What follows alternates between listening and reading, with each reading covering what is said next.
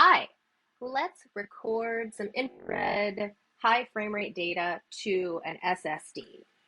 So today I have an X6901 connected to FLIR Research Studio 3.0. If I was going to do a regular recording direct to my camera, I have it connected via a gig Ethernet cable, and then I would go under record settings and I would set up my file handling, start and stop conditions as normal. The X series are a little bit special in that they have an onboard SSD. It comes with a Samsung 860 Pro 512 gigabyte SSD. And for highest frame rate recordings, that's what you'll want to use to capture your data. So instead of using the typical record settings, we'll go under the camera controller. So this is where you might choose your integration time or calibration range. This is where you could do windowing to go higher frame rates. And you'll notice for cameras that have the SSD capabilities, there's a new tab on the far right-hand side. So let me just walk through the layout here and then we'll set up a recording. First thing I should mention is that you do have the option to pop this out into a window, so you can move this anywhere you'd like so that it doesn't obscure your view of what's going on. For this case, I'm just going to use it in standard mode. First, we have a graphic that will show you a layout of how the data is going to be recorded and handled after recording. Whenever we're actually in the process of recording to the detector, you'll see that these light up in different colors to let you know where it is in the process. Then we have the recording options. So this is where you want the data to be saved, the type of recording. So if you want it to be a specific number of frames or for a specific duration, the file name and the handling of it, some playback options, and then how you want the camera to be reset after the recording is finished. So as I mentioned, the X series cameras come with an SSD that's formatted to work with the software. If you purchase an off-the-shelf SSD, you'll need to click this Format SSD button, which will obviously erase all of the data. The SSDs will not be available in Windows Explorer or Mac Explorer. You won't be able to see them in there. The only way to access the data will be from the SSD being installed in the camera like we are now, or it also comes with a USB adapter so that you could view the files from within Research Studio still, but without the camera being present. The other options that we have here, you'll see a couple of them are grayed out just because of the way we have other parameters set. The arming button, the yellow button, that you'll press for the first time just to let it know that it's waiting for a signal to start the recording. If you want it to repeat that process, if you have a trigger event, or you always want it to be ready to record in a cycle, you'll go ahead and click arm for the next recording.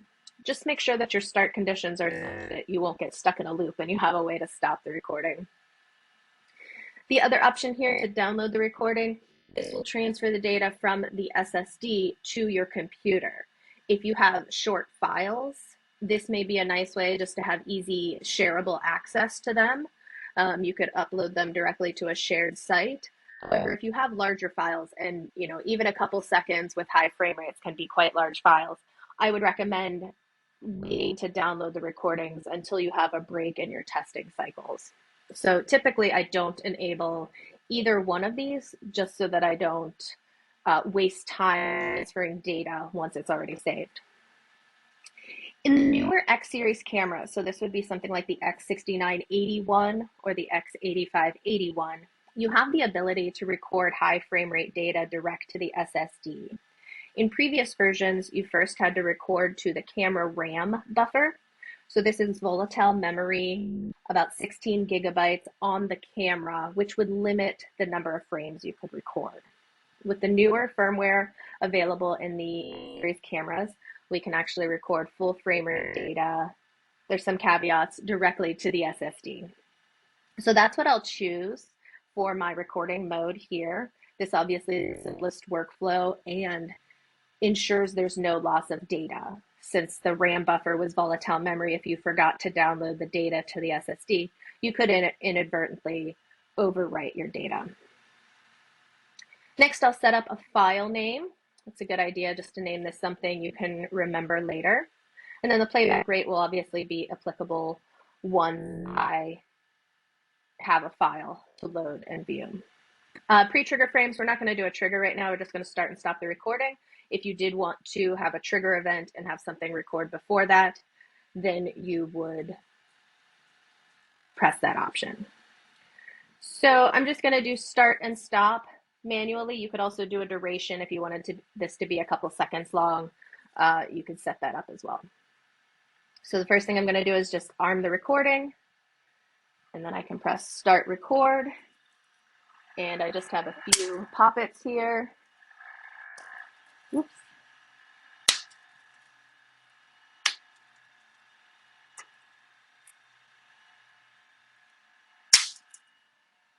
And now I'll stop the recording.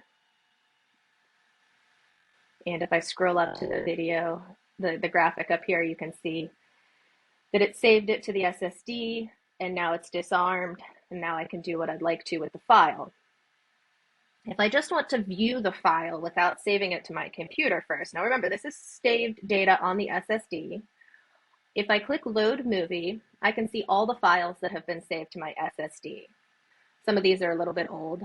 So here I have the file that I most recently captured. Let me go ahead and open that up. And so now you see I get an orange bar that says playing back from SSD memory. And if I want to change the playback rate, I can do so here. So maybe we'll just speed this up a bit.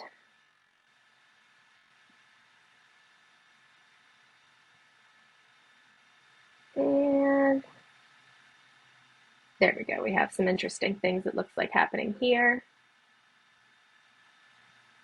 This is where it can be useful to pop out the camera controller. Just be careful that you don't lose it behind the Research Studio window. Sometimes it will stow away behind there and you can't get to it.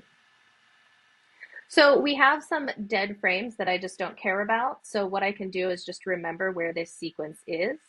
So let's see, we have like 6100 to maybe 7300. So if I want to actually extract this file, what I'll do is go to Batch Download Movies. I can choose where I want this file to be saved. I'll just put it in the Downloads folder for now. And we'll click Add Files. And you can select as many or as few as you want. And you may want the entire file. In this case, we just want a small section of it. So I'll do 6100 to like 7300. And then when I click Start, it's going to go through the process of extracting this. You'll notice you also had the option to convert it to an SFMOV file, or if you did a user calibration, you can apply a separate calibration file to this. User calibrations will be covered in another video.